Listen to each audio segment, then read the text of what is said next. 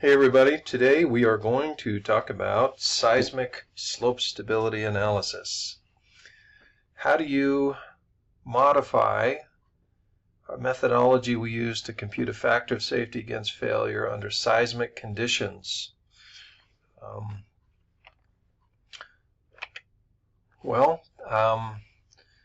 Assuming you live in a seismically active zone, then you should always include seismic slope stability as part of your analysis for a dam or levee or embankment or a cut, because the earthquake can impact your stability in two ways. Number one, it reduces your shear strength.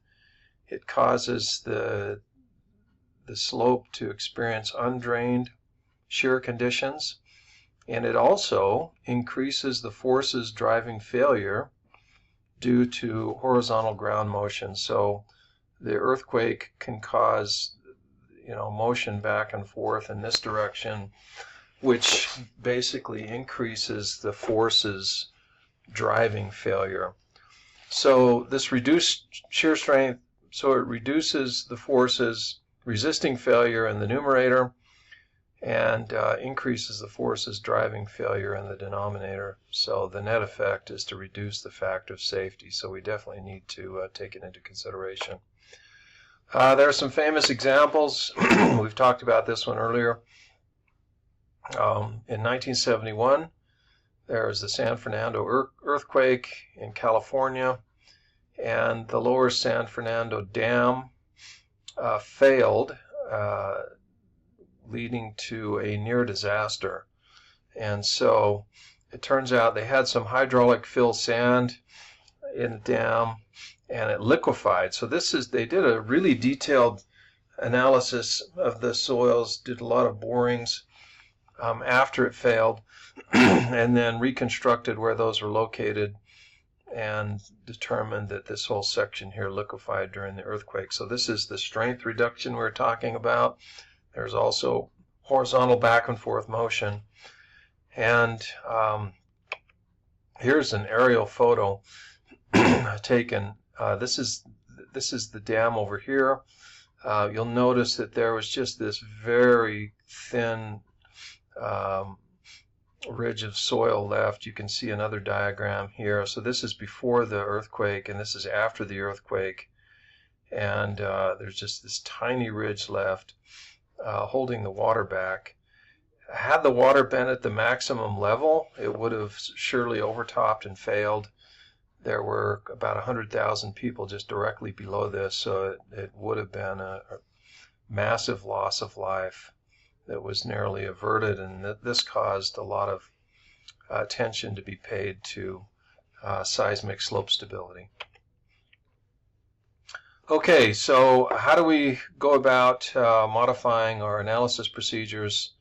We're going to talk very briefly about a comprehensive approach and then spend more time on what we call the simplified or pseudostatic approach.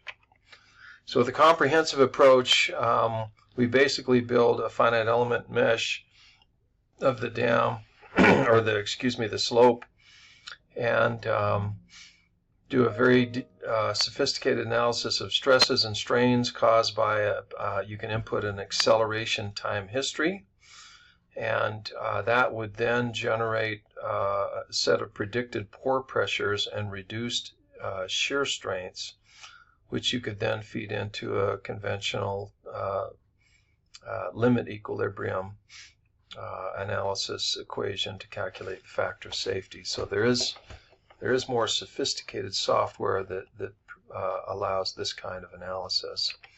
But most of the time, what we do is called a pseudostatic analysis, and this involves coming up with a coefficient k, which is typically between 0.05 and 0.25, and multiplying that by the weight of the mass, the sliding mass, and applying that in the horizontal direction, driving failure. And then you just calculate the factor of safety by adding this additional force into the forces driving failure. And we'll talk later about how you come up with this seismic coefficient. So here's an example of how you'd update the equations for the infinite slope problem. We have the same free body diagram we had before, but now we have this horizontal force kW, K times the weight of the sliding block. So now if we sum forces perpendicular to the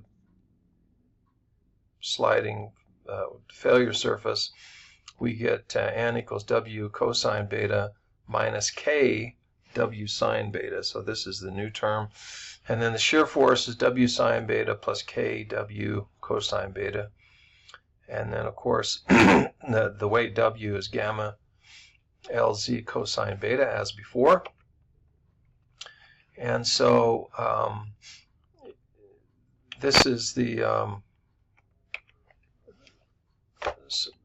so we substitute W, this term, into both these expressions for N and S, and then the sigma, the normal stress, sigma is equal to the normal force divided by the length of the sliding block. Likewise, the shear stress is equal to the shear force divided by the length of the sliding block. Finally, the factor of safety is equal to the shear strength of the soil divided by the stress, the force driving failure. We substitute this value for sigma in right here.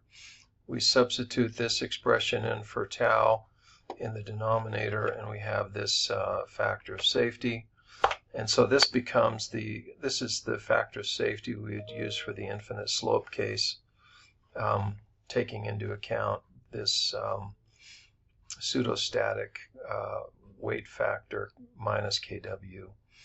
And similar to the equation we had before, but we have these two new terms right here. Likewise, for the ordinary method of slices, the overturning moment this is what we had before. If you sum the forces around the center of the circle to get the moments, we have W sine alpha times R. And now we add on the sum of kW times A, where A is the moment arm, the vertical distance from the center of circle down to the line on which kW acts. And the resisting moment is then as follows: R times this force here, the C prime delta L plus now this expression right here is the normal force. Okay, and the normal force is W cosine alpha minus KW sine alpha minus U delta L, the pore pressure. So you just sum forces perpendicular to this line, and you get this W cosine alpha minus KW sine alpha. And then, so we now have the overturning moment and the resisting moment. You plug those in and simplify that expression, divide by R, and we come up with this result. So this is the original factor safety from ordinary method of slices, and then this is the modified factor of safety. We have this additional A term we need to come up with, and of course the K term. And so let's see what's different. We have in the normal stress we have this term, and then on the bottom we have this term, and then now we have the R's. Before, the R's would completely cancel, but now they don't. So we have to include the R and the A, so a little bit more geometric calculations in the process. And then for Bishop's simplified method, there's a similar process.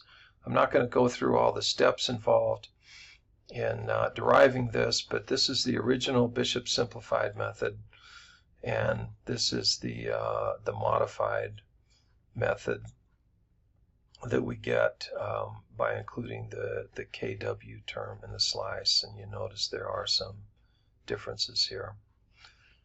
So that's how you'd go about, and you do a similar kind of thing for Spencer's method and force equilibrium, but basically you get the idea. You just add this kW term here and then rederive your equations for the factor of safety.